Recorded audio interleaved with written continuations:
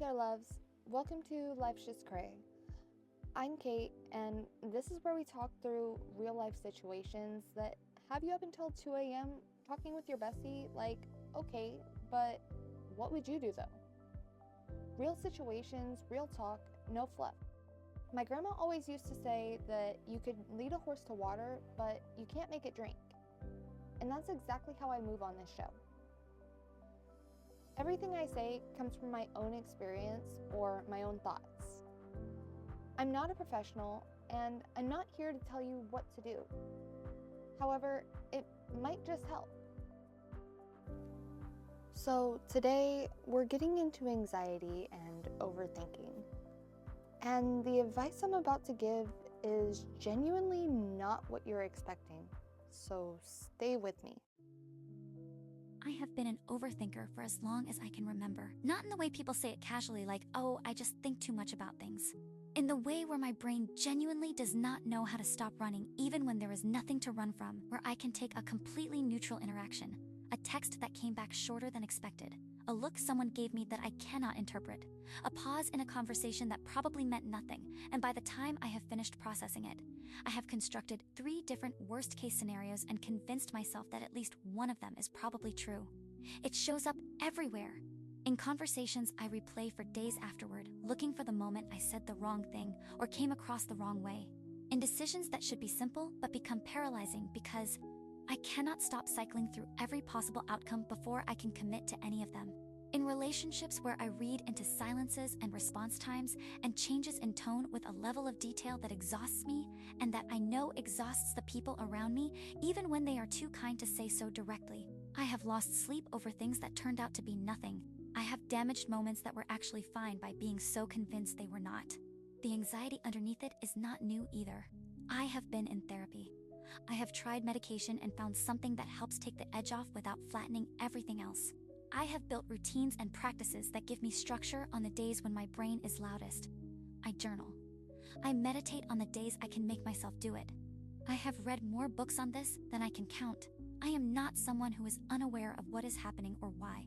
I have done the reading and the work, and I understand myself reasonably well at this point.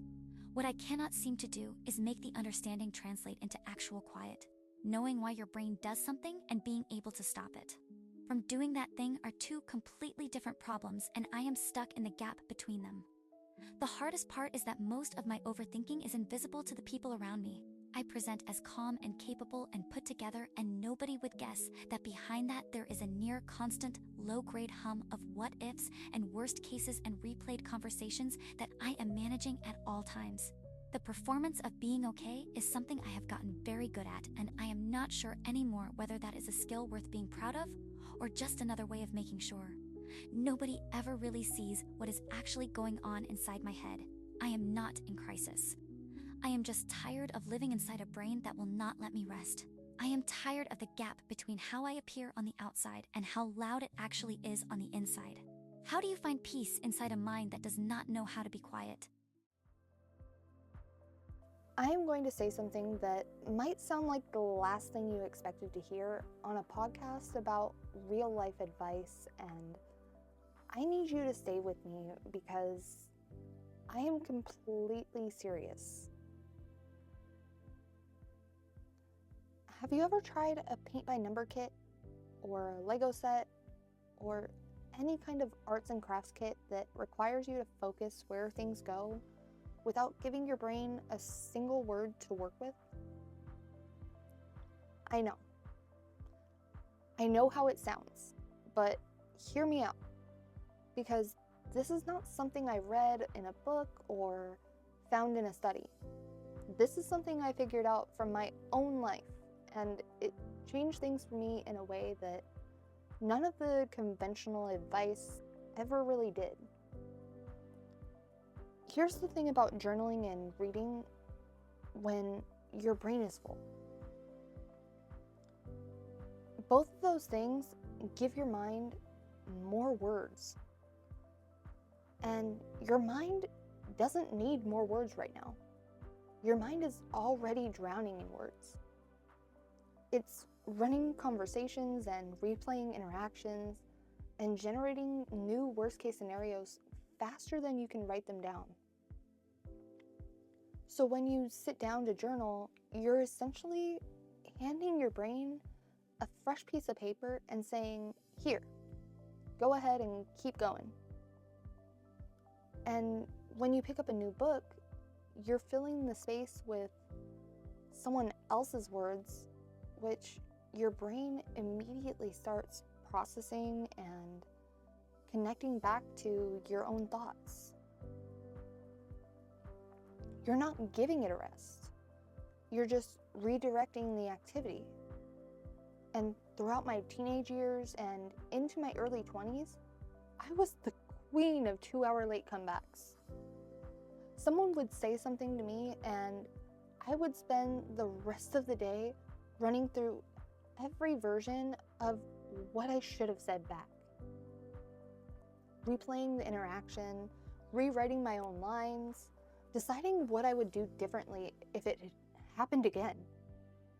And the more I tried to journal my way through it or talk myself out of it more, it just festered and grew and took up more space than it deserved. And then at some point, I picked up one of those paint by number kits. Not because I thought it would help, just because I needed something to do with my time. And something happened that I fully didn't expect. My brain had to focus on it. Not on words or feelings or conversations, but which color went in which tiny numbered space. And it was just enough mental engagement to crowd out everything else without feeding the cycle. The noise didn't disappear completely, but it got quieter in a way that no amount of journaling ever had managed to produce. And Legos work the exact same way. Think about it. You're following pictures, just pictures. No words to tell you what to feel or think or process.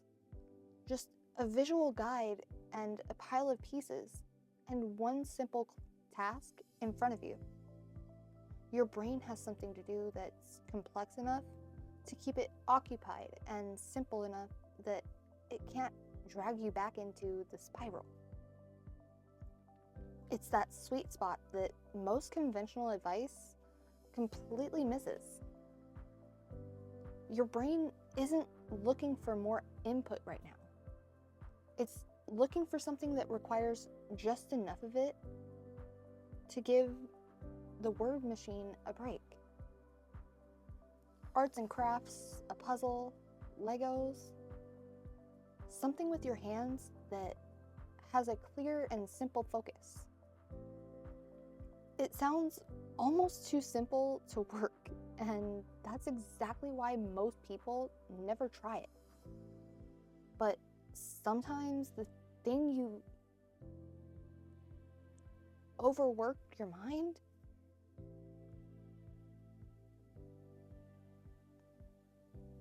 isn't needing more reflection. It's just needing somewhere else to be for a little while. So try it before you dismiss it. You might be surprised. Alrighty, loves. That's all I got for you today, and you already know where to find me. Slide into the DMs with your situation, and you might just hear it on the next episode.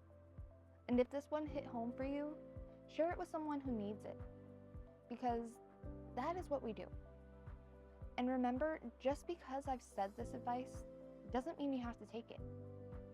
You're the maker of your own decisions, but you must also be willing to deal with the consequences of your actions if there are any. Until next time, take care of yourself.